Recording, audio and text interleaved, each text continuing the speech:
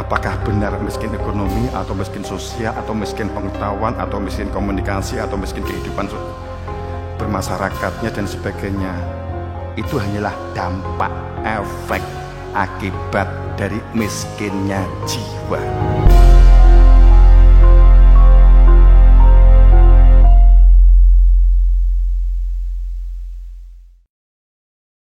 Jadi pada saat kita mengatakan bahwa sesungguhnya kehidupan itu tidak rumit dan tidak sulit jika kita memahami secara utuh tentang kehidupan yang lahir dan kehidupan yang batin. Kita berada di dalam kepastian, dunia itu pasti sifatnya adalah alat. Tapi jika kamu mutlakkan dunia itu adalah, dunia itu hanya opsional, dunia itu hanya alternatif, ya, dunia itu hanya alat atau tools. Dunia itu hanya relatif. Dunia itu relatif, jangan dimutlakkan. Saat kita sudah jelas dunia itu posisinya adalah relatif, maka tahu yang mutlak, apa yang dimutlakkan, maka kamu nggak akan terombang-ambing dengan kehidupan. Kamu nggak akan mudah panik dan judek dengan kehidupan. Pada saat kita mengetahui, maka kita akan mengetahui nilai-nilai hidup dan kehidupan. Jika kita mengetahui dunia itu hanya alat. Akan tapi untuk kita dapat menumbuhkan tanaman supaya dapat ditanam di media, membutuhkan alat media. Membuat media butuh alat pacul, arit. Tapi jangan dimutlakkan. Jika kamu mutlakkan aritnya, kamu mutlakkan paculnya, maka kamu nggak akan pernah menanam. Dunia harus kamu lawi. Jika dunia sebagai tools, itu hanya alat. Tapi jika kamu abaikan, membiarkan kemalasan, menunda, ngelamun, maka kamu juga akan menjadi miskin, menjadi stres, menjadi perilakunya tidak mampu mengendalikan diri. Saat kita mengetahui nilai-nilai hidup, kita akan tidak terjebak dan larut pada perilaku memutlakkan yang relatif dan merelatifkan yang mutlak. Khalifah itu seharusnya adalah mutlak, namun direlatifkan, semua orang adalah khalifah, kan begitu. Tafsir dan pendapat, tahlilan, yasinan, bersalaman ba'da sholat, itu ya tinggi geger gini media no. Mazhab itu adalah relatif, jangan dimutlakkan. Kenapa saya katakan relatif? Wena enek sing mazhab Imam Syafi'i beda, dia Hanafi, loknya sesat. We podo karo menyesatkan Nabi Muhammad, karena saya yakin Nabi Muhammad tidak bermadzhab Imam Syafi'i. Imam Ali, Dewi Fatimah, saya yakin seyakin-yakinnya sakyoto persen tidak bermadzhab Imam Syafi'i. Orang 200 tahun jarak antara Nabi Muhammad ke Imam Syafi'i, itu jelas tidak bermadzhab Imam Syafi'i. We ojo memutlakkan sesuatu yang relatif. Ngaten lagi. Mung perkara Allahu Akbar wis disesatkan, berarti kamu memutlakkan sesuatu yang relatif. Relatif itu setiap seperti anggapan sebuah keyakinan yang berangkat dari anggapan sebagai kepercayaan itu gak bisa dibuktikan. Anggapan yang kita yakini, kita percaya, itu gak bisa dibuktikan. Yang disebut percaya, kepercayaan, itu karena tidak bisa dibuktikan, tidak bersentuhan dengan indera langsung, maka ini adalah sifatnya disebut keyakinan. Jika kamu mengenal informasi, menangkap informasi, dapat berita, kemudian berita itu kamu tidak mengalami sendiri, tidak bersentuhan dengan diri yang di dalam, tidak bersentuhan dengan rasa, kamu tidak menyaksikan sendiri, itu namanya relatif, itu namanya hanya keyakinan. Sehingga pada saat ada orang sholat begini dan begitu, kamu memutlakkan bahwa kamu akan nggak dapat widodari, padahal kamu mengenai informasi widodari, mengenai informasi Tazim Tadil Anhar, kamu hanya informasi dari orang lain yang membacakan Al-Quran, membacakan hadis, tapi kamu tidak pernah bersentuhan dengan janah itu sendiri, dengan widodari itu sendiri. Tapi kamu marah sepertinya kamu pernah masuk ke surga Ini adalah namanya kepercayaan. Bapak Ibu, beragama bukan begini. Beragama bukan masalah budaya. Beragama bukan masalah legend. Beragama bukan masalah keyakinan. Beragama bukan masalah semoga benar. Tapi beragama adalah memang kebenaran. Beragama adalah kepastian. Surganya juga harus jelas, alamatnya jelas. Makanya belum saatnyakah penduduk bumi untuk beriman dan berserah diri pada kebenaran Al-Haq min Rabbiknya. Saat awalnya berat, awalnya tidak tertata dan salah, maka saat telah carut marut diri kita sendiri ini dan juga mungkin keadaan global, maka membenahinya akan sangat berat dan akan berlangsung yang panjang dari generasi ke generasi, karena generasi selanjutnya menyalahpahami.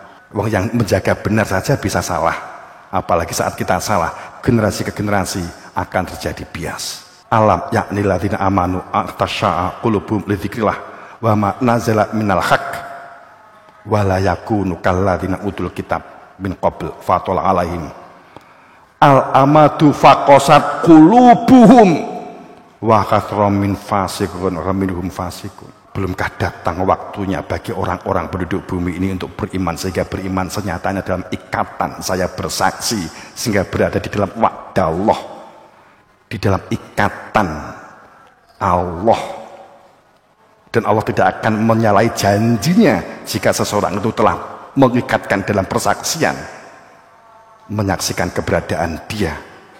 Tapi kebanyakan manusia dengan janji itu ada, persaksian diingkari.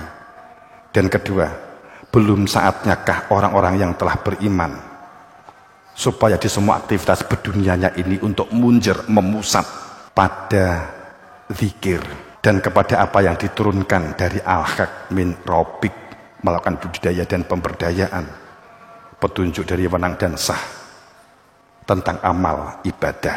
Dan janganlah dalam berdunia, berkehidupan dalam kendali angan-angan dan khayalan, dalam kendali rekayasa hasil pemikiran. Kebenaran berangkat dari anggapan yang disepakati, hasil dari prasangka karena tidak mengenal. Merasa cukup hanya dengan menyembah nama-nama. La ta'budallah, tidak menyembah Allah ilah kecuali hanya nama. Kebanyakan manusia adalah seperti itu tersebut dalam ayat. Merasa cukup dengan buku-buku, merasa cukup dengan ritualitas budaya orang-orang di masa lalu yang kita tidak kenal orang di masa lalu itu. Akibatnya menjadi beku, menjadi kaku, menjadi keras hatinya. Akibat mengabaikan kebenaran adalah kebenaran adanya utusan sebagai Al-Haq min Rabbik. Kemudian berlaku masa yang panjang, fatola alaihim alaihimul umat faqasat qulubuhum, sehingga hatinya menjadi keras karena mengira sudah di dalam kebenaran.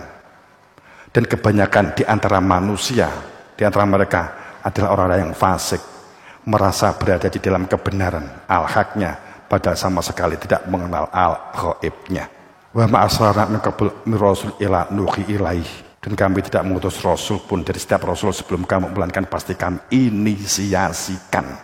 Ini tekanannya, penekanannya, ila nuhi ilahi, pasti menginisiasi, memberi suatu metode, membisikkan sesuatu. Apa itu yang dinuhikan? Yakni nuhi ilahi annahu, menginisiasi dengan sebuah metode di dalam sebuah sistem ilahi, di dunia ilahi, tapi di akhirat atine mengenal Tuhan, supaya dia jadi orientasi hidup dan kehidupan berdunianya. Tidak ada Tuhan yang diorientasikan dalam kehidupannya, ditunjukkan ini, dan yang ditetapkan, dijadikan tempat bergantung, tempat kembali. La ilaha illa ana, ditunjukkan hakikat ingsunnya diri Tuhan, yang sekaligus ditunjukkan fitrah jadi diri manusia. Maka orang itu disebut bisa menghamba. Dia Allah, dia yang di dalam hati setelah diilmukan, yang dengan sistem inisiasi, la ilaha illahua, la ilaha illahua, dia itu dikenali. Caranya apa? Alimul ghaibi, adanya ilmu yang menunjukkan al ghaib, dan adanya ilmu yang menjadikan bersaksi, sehingga kehidupannya di dalam Rahman dan Rahim, sehingga menyatakan bal dengan sebenar-benarnya di semua kehidupannya akan dijamin. Dia ayat nyata di dalam dada, Semua terangkum di dalam inti ilmu. Jika mengingkari maka dolim dalam kesengsaraan. In huwa, sungguh dengan sebenarnya dia itu adalah wahyu yang diinisiasikan supaya hati nurani itu hidup. Zikir itu perkara kehadiran dia ala ghaib. Sedang wirid itu omongannya cangkem, perbuatannya anggota tubuh. Zikir itu kehadiran dia ala ghaib di dalam rasa hati nurani. Sedang wirid itu aktivitas lisan, mengucap isim-isim asma-asma Allah, sifat-sifat Allah. Allah, Allah, Allah, Allah itu wirid.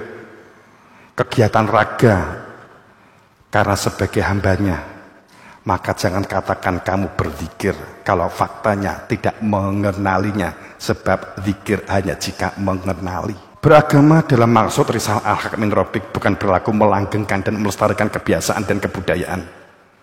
Beragama bukan perihal keyakinan hasil kepercayaan yang berangkat dari anggapan dan intuisi, serta dari hasil bacaan dan pemikiran serta kesepakatan. Ben di zaman masuk Idul Adha belak-belakan ya. Gitu. Ini tadi sudah saya. Sekalipun kesepakatan-kesepakatan yang dianggapkan sebagai kebenaran tetaplah merupakan gabungan dari opini-opini dan pemikiran-pemikiran. Kebenaran kesepakatan opini tetaplah bersifat sebagai pengetahuan, bukan kebenaran ilmu bertuhan. Tetap tidak bisa disebut sebagai kebenaran al-haq min rabbik, sebab berita atau informasi dari hasil bacaan atau dari katanya ke katanya yang beredar kemudian oleh seseorang ditangkap oleh akal dan dimasukkan ke dalam benak hatinya, ini adalah wawasan yang berpotensi menjadi pengetahuan seseorang. Informasi atau berita yang tidak melalui ranah kesaksian indera rasa, maka hal ini disebut kepercayaan.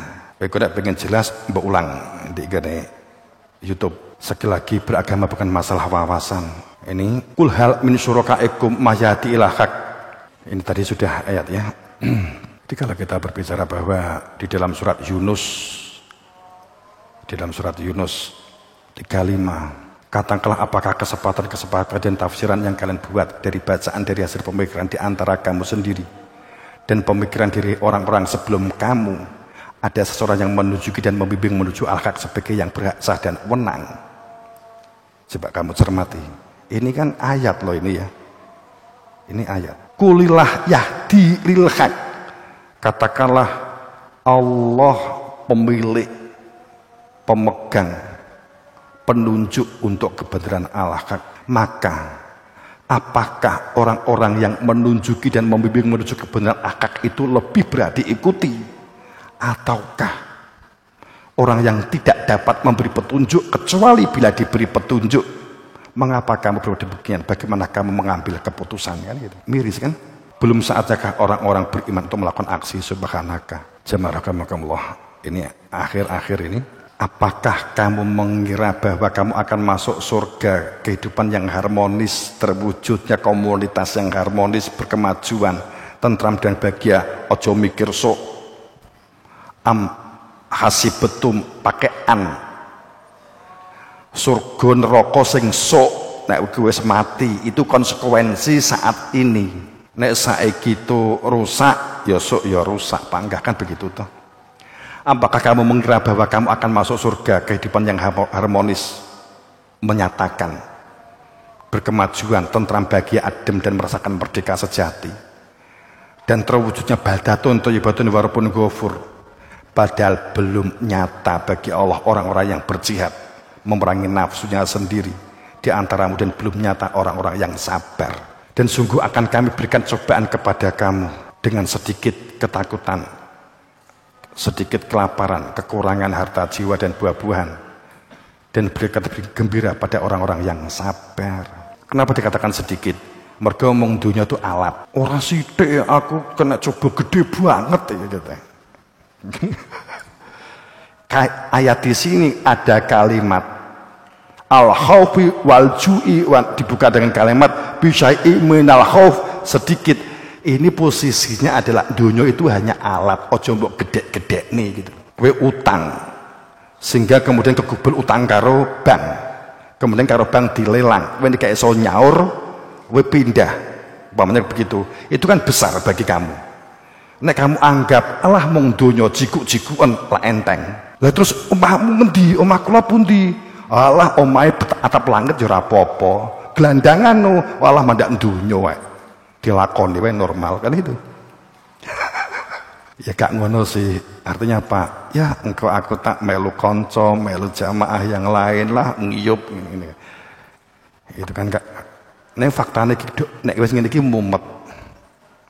Utange gak matur, tapi nek nyaur bingung matur, biasanya kan begitu. Wa aqimus syahadah.